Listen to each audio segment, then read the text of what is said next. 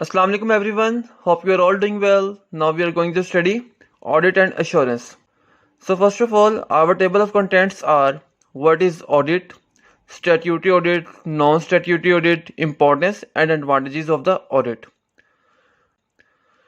So what is audit? अगर आप audit को सिर्फ एक लफ्ज में डिस्क्राइब करना चाहते हैं तो उसका जो मतलब होता है चेक करना, एग्जामिन करना, इंस्पेक्ट करना या एनालिसिस करना। ठीक है जी। अब ये एग्जामिन किस चीज़ को आपने करना है? आपने जो है ना इसको एग्जामिन करना है अकाउंटिंग रिकॉर्ड्स को। ऑर्गेनाइजेशन जो होती है ना उसके किसी भी अकाउंटिंग रिकॉर्ड्स को आप जब एग्जामिन करते हैं ना और उसके बाद जो है उसके ऊपर कंक्लूजन देते हैं तो ये जो है ऑडिट कहलाता है। अब ऑडिट की जो है डेफिनेशन पर आते हैं तो देखें, it is examination of accounting records and then give the conclusion in the form of audit report by the auditor. ठीक है जी। ऑडिटर जो होता है उसने बेसिकली ऑडिट रिपोर्ट बनानी होती है और ऑडिट रिपोर्ट वो कैसे बनाता है, वो आता है ऑर्गेनाइजेशन के अंदर। उसके बाद जितने भी अकाउंटिंग रिकॉर्ड्स होते हैं वो देखते हैं कि सब कुछ ठीक चल रहा है कि नहीं चल रहा। अब ठीक चलने में इसमें क्या होता है, इसमें ये सीन होता है कि आपने देखना होता है कि यहाँ पे कोई घपला तो नहीं कर रहा, कोई बंदा जो है फ्रॉड तो नहीं कर रहा, कोई बंदा जो है किसी भी किस्म की कोई हेरा फेरी तो नहीं कर रहा अकाउंटिंग के साथ, अकाउंटिंग रिकॉर्ड्स के साथ। ठीक है। अगर कोई भी बंदा हेरा फेरी कर रहा है, कुछ कर रहा है, तो उसको जो है आपने ऑडिट रिपोर्ट में लिखना होता है। ठीक है। और मैनेजमेंट को जो है वो आपने बताना होता है और यही जो है ऑडिटर की ड्यूटी होती है। ठीक है जी। अब इसकी जो है ऑडिट की जो है ज़रूरत क्यों पड़ी हमें? ऑडिट की ज़रूरत हमें इसलिए पड़ी क्योंकि सबसे पहले क्या होता था, लोग जो है जब भी कोई ऑर्गेनाइजेशन बनाते थे या कोई भी चीज़ बनाते थे, कोई भी फर्म वगैरह खोलते थे, तो उनको जो है शेयर्स अपने बेचने होते थे। अब जब शेयर्स बेचने होते थे ना तो वो लोग जो है ना अपनी फाइनेंशियल स्टेटमेंट जो होती थी उसमें जो है सिर्फ प्रॉफिट शो करते थे। ठीक है। और लॉस शो ही नहीं करते थे। अब जब कोई भी जो बाहर से जब बंदा जब शेयर खरीदने आता था ना उनके पास, तो उन्होंने वही वाली फाइनेंशियल स्टेटमेंट उनको दिखा देनी। जब वो दिखाते थे लोग कहते थे कि क्या बात है, इसमें तो सिर्फ प्रॉफिट ही प्रॉफिट है, लॉस तो इसके अंदर है ही नहीं। तो वो लोग जो है ना उसके शेयर्स खरीद लेते थे। ठीक है जी। तो हमने क्या किया, हमने जो है उसके बाद जो है ना ये ऑडिटर की जरूरत पड़ गई कि ताकि जो है ना लोगों को सही बताया जाए कि फाइनेंशियल स्टेटमेंट्स में लॉस भी है और वो लॉस कितना है। तो इसलिए ऑडिटर की ज़रूरत पड़ी। और ऑडिटर का काम यही होता है कि उसने जो है फाइनेंशियल स्टेटमेंट्स जो है उनको ऑडिट करना होता है, फिर उसके बाद बताना होता है कि फाइनेंशियल स्टेटमेंट्स मैनेजमेंट में ठीक बनाई है कि नहीं बनाई, कि उसमें उन्होंने लॉस शो करवाया कि नहीं करवाया, और अगर करवाया तो वो सही शो करवाया कि नहीं करवाया, कम तो शो नहीं करवा दिया लॉस, और जो प्रॉफिट है वो बहुत ज़्यादा शो तो नहीं करवा दिया। तो इसके लिए जो है ना ऑडिटर की ज़रूरत पड़ी। और जो है कई मुल्कों में तो है ये जो है लॉ जो है, यानी कि ये तो लॉ ने कह दिया कि भाई आप जो है ना आपने ऑडिट कराना ही कराना है, और कई मुल्कों में अभी ये नहीं है। ठीक है जी। और फिर ऐसा भी है कि कई मुल्कों में जो है वो कंपनीज के लिहाज से डिवाइड है कि जिसका जो है शेयर कैपिटल जो है वो ज़्यादा होता है, वहाँ पे वो लोग कहते हैं कि इसका ऑडिट कराना ज़रूरी है। या प्राइवेट एंड पब्लिक कंपनीज के लिहाज से भी जो है वो इसको डिवाइड किया गया है कि किसका जो है ऑडिट कराना ज़रूरी है और किसका जो है वो ऑडिट कराना जो है वो ज़रूरी नहीं है। ठीक है जी। तो ऑडिट की ज़रूरत जो है ना वो हमें इसलिए पड़ी ताकि हमें जो है ट्रू एंड फेयर व्यू जो है ना फाइनेंशियल स्टेटमेंट्स का और जो है ऑर्गेनाइजेशन की अकाउंटिंग रिकॉर्ड्स का वो हमें मिल सके आराम से। ठीक है। और हमें हमारे साथ कोई फ्रॉड ना हो जाए कि हम यहाँ पे शेयर्स खरीदने और वहाँ पे कल को लॉस हो रहा हो और हमारे शेयर्स भी डूब जाएं और हम जो है कंगले होकर रह जाएं। उसके बाद जो है हम देखते हैं कि ऑडिट जो है इसके एडवांटेजेस क्या हैं। एडवांटेजेस यही हैं कि सबसे पहले जो फाइनेंशियल स्टेटमेंट्स की जो है वो क्रेडिबिलिटी इंक्रीज हो रहती है।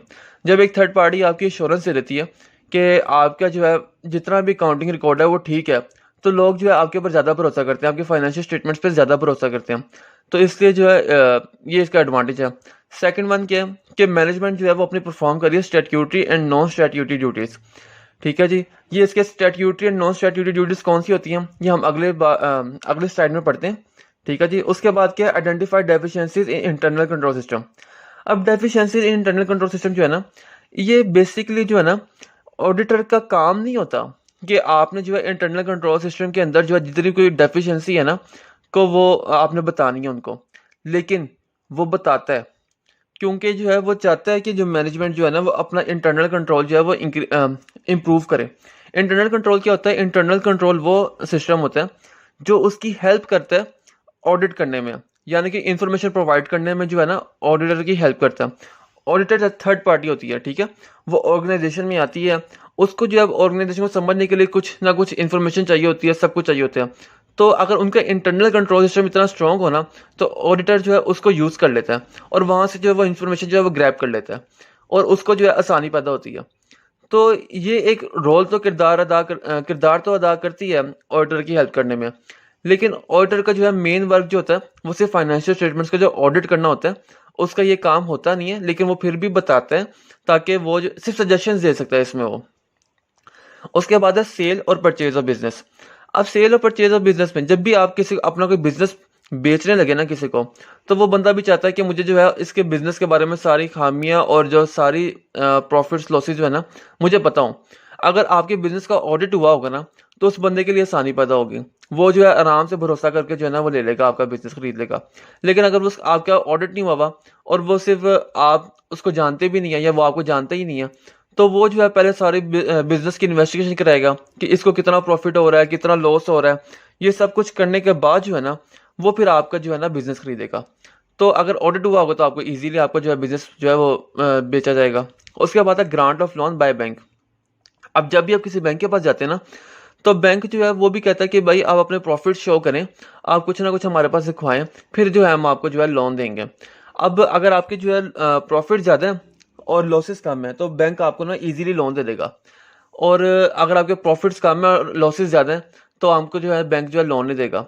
ठीक है, अब प्रॉफिट्स अगर आपके ज़्यादा हैं और लॉसेस कम भी हैं, तो फिर भी अगर आपका ऑडिट हुआ है ना, तो बैंक को ये श्योरिटी हो जाती कि इस बंदे ने हमारे साथ झूठ नहीं बोला, इसने जो है बिल्कुल ठीक काम किया हुआ है, ऑडिटर ने भी ये अप्रूव किया हुआ है काम इनका। तो ज़रूर जो है इनको जो है आसानी से जो है ना फिर लोन मिल जाता है। ठीक है जी। उसके बाद जो है ऑडिट के दो टर्म्स हैं। फर्स्ट है स्टैट्यूटरी। स्टैट्यूटरी क्या होता है? स्टैट्यूटरी वो का मतलब है रिक्वायर्ड बाय लॉ। यानी कि स्टैट्यूटरी ऑडिट वो ऑडिट होता है जो कि लॉ ने हमारे ऊपर बाउंड कर दिया है कि आपने लॉ इसका करवाना ही करवाना ऑडिट। ठीक है। और नॉन स्टैट्यूटरी ऑडिट कौन सा होता है? जो कि नॉट रिक्वायर्ड बाय लॉ है। यानी कि उसमें हमारे पर कोई जिम्मेदारी नहीं है, यानी कि हमारा फर्ज नहीं है ये कि हमने ये लॉ ने हमें बाउंड नहीं किया कि हम जो इसका ऑडिट करवाना ही करवाना है। अगर हम करवा लें तो बेहतर है, नहीं करवाएं तो हमें कोई मसला नहीं है। ठीक है जी। आज के लिए इतना ही। अपना बहुत ख्याल रखिएगा। ओके जी। अल्लाह हाफिज़।